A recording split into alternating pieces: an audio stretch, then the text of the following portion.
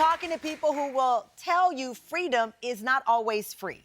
Being true to yourself can come at a cost. My next guest doesn't shy away from tackling tough issues regardless of what others may think. Ruby Warrington is an author, editor, and podcaster with over 25 years of experience as a lifestyle journalist and editor. You may have heard the term sober curious. Well, she coined that when she wrote her 2018 book of the same name, which empowered readers to reevaluate their relationship with alcohol. Well, in her latest book, Women Without Kids, The Revolutionary Rise of an Unsung Sisterhood, Ruby challenged the idea so many hold on to about children, from just assuming it's what we're supposed to do to building a legacy to having someone to take care of us when we're old. Instead, she asked this question: what if being a woman without kids were in fact its own kind of legacy? Tam fam, please welcome Ruby Warrington. Come on out, Ruby.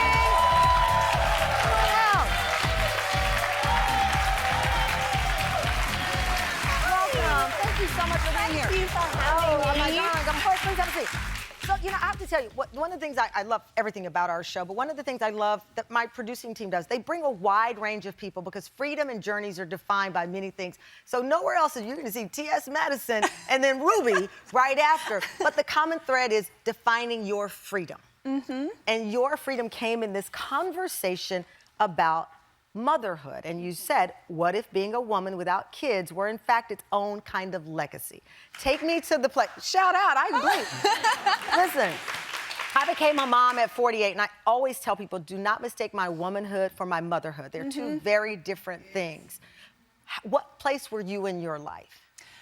Well, by the time I decided I needed to write this book, I was in my early 40s, and I was finally at a place where I was ready to make peace with never having wanted to be a mom. Why do you feel you have to make peace with that? Because that's always an interesting phrase when people say it. Right, okay, yes. So I knew from a very early age, or at least there were inklings from a very early age, that motherhood was not in my future.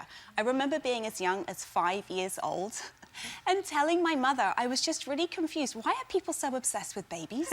Why do people love babies? I don't understand. Baby animals are so cute. Yeah, they are.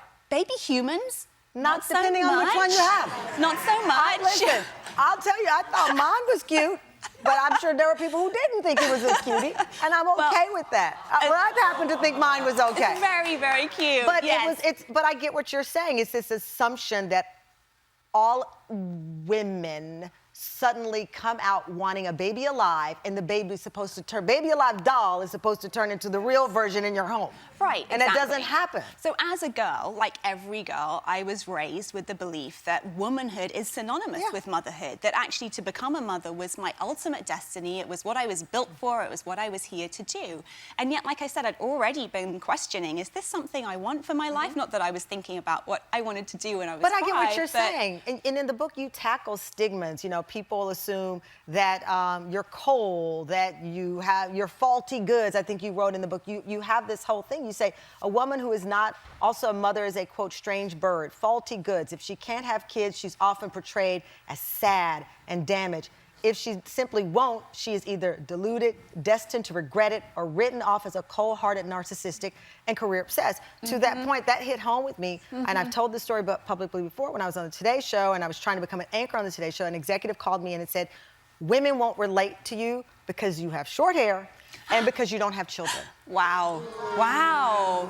And it was a woman executive who said that to me, and I never forgot it. And this is where it comes to making peace with, in my case, never having wanted to be a mother. I questioned whether there wasn't something wrong with me, because this is one area of life where, considering it's probably one of the most personal, intimate decisions that a woman can make about her life, it's one area where everybody else seems to think they are entitled to have very strong opinions or ideas about what you should be doing when it comes to your reproductive potential.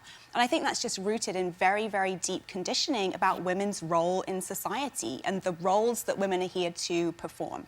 And you also talk about the fact you've been married, I think, what, 25 years now? Married almost 25 years, yeah. And people, again, congratulations. To that point, again, the assumption is, oh, well, she can't get anybody. Right. And you got somebody and he's been around for a long time. And I actually think not having kids has been really good for our marriage, you know? It means we've been able to be each other's equals for the past 25 years. We have never had to kind of manage the changes that can happen in a relationship when you bring a child into the relationship. And actually, I think it's one of the reasons that we've lasted so long, you know? And it's true, I'm not intrigued.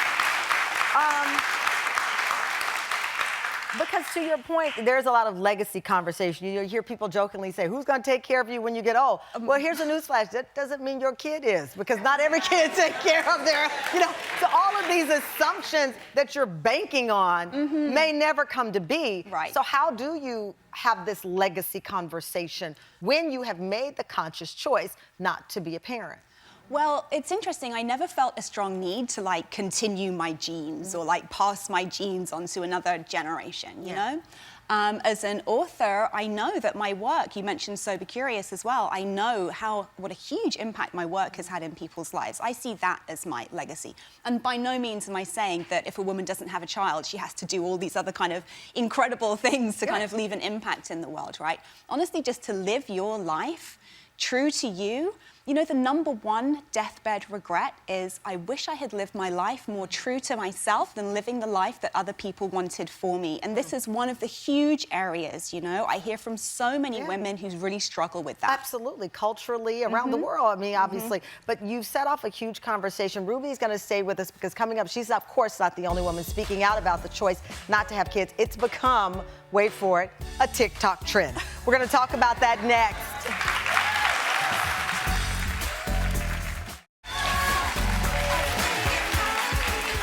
Welcome back. We're talking with writer Ruby Warrington. She's the author of Women Without Kids, The Revolutionary Rise of an Unsung Sisterhood. Ruby challenges the old stigmas and stereotypes about women without kids. Through research and her own personal story, she explores this topic on her podcast of the same name. One of our most popular shows we did a show dedicated to aunties and women who are mother figures in someone's life. So that's whether you're mentoring, before my kid, my three nieces and my nephew, they are like my children in the sense that, shout out for aunties, right? No. And I was very proud of that, to be a figure in their life, to just offer what I'd been through. But you set off this firestorm. Were you expecting it with this book? Well, it's interesting. Growing up, I always felt like I was the only one. Yeah. Like I was the only one who didn't want to have children or who was even questioning whether I wanted to be a mother. But when I reached my early 40s, I looked around in my life and I realized there were so many other women without kids in my life. All for our different reasons, a lot of the time, not everybody by choice. But how rude is it when people ask you why? I would get that consistently throughout my 30s, and I was working as a journalist in London at the time, and multiple editors asked me to write articles about this unorthodox choice, and everybody just wanted to know, but why don't you want children? And I just thought, well, I just don't, you know? Did you believe it's come at a cost in some ways? Meaning like in relationships, in many ways? There are a couple of things. There is, I think, when all of my best friends, my best female friends over the years, one by one, have become mums. And this is a kind of where paths can diverge, you know? And so while I haven't lost friends, it's definitely changed the nature of my friendships. What I love now is that a lot of my mum friends see me as the person they get to call when they want to forget the fact that they've got kids. I call my friends who've chosen not to have children my get out of jail free card. There you go. I go, you won't believe this, you know. But I know there was a viral article that talked about, can you maintain friendships when you have your friend is a non-mom and the delicate balance there. But as I mentioned, here's the article, and it talks about friendships that can find this divide. And I think a big part of this is just being honest with each other. Absolutely. Because it's the fear of losing each other to the relationship or to the children. As I said, you're not the only person making those waves, and that was that article. But also there's a TikTok trend called Childless by Choice, where women are documenting the things that they love about their lives without children. Take a look. This is a Sunday in the life of a child-free, non-aesthetic minimalist millennial living solo. At 29, I decided to be child-free by choice. At 30, I started traveling the world. At 37, I followed my passion and started a beauty blog. I woke up late today feeling no shame and guilt about it. My space is in blissful silence 24/7. At 42, I quit my terrible corporate job because enough. At 43, I made enough money to know I was on the right path. I am more connected with myself. I live in luxury. It's having the freedom and all the time to myself. And that to me is luxury. At 45, I'm thriving as my own boss. Freedom is truly luxurious. There you go. So I'll tell you, I have said many times, and people always pause when I say this. I loved my life before Moses, and I love my life with Moses. Yes. And I think that they both can exist within you, but it's the idea that somehow this is a rule that we must live by, even in 2023, and you've ignited this conversation. It's interesting, watching these videos, I'm thinking about the fact that women without kids, particularly women who choose not to have children, are often thought of as being selfish. Yeah. This idea that me choosing to use my time, my money, my energy, however I choose, is selfish, I think, again, just says so much about how we view women in society and how unused we are to the idea of women having ultimate say over how we live our lives. I love it. I'll tell you, the only thing I miss, naps. Oh, I wish I could get a good nap, and I cannot get it with a 4-year-old in the house. I saw when the woman was there doing her handstand and said, I woke up late and I don't feel any shame. I am jealous, let me tell you. Let me tell you. Well, congratulations on this multi-layered and important conversation. We appreciate you.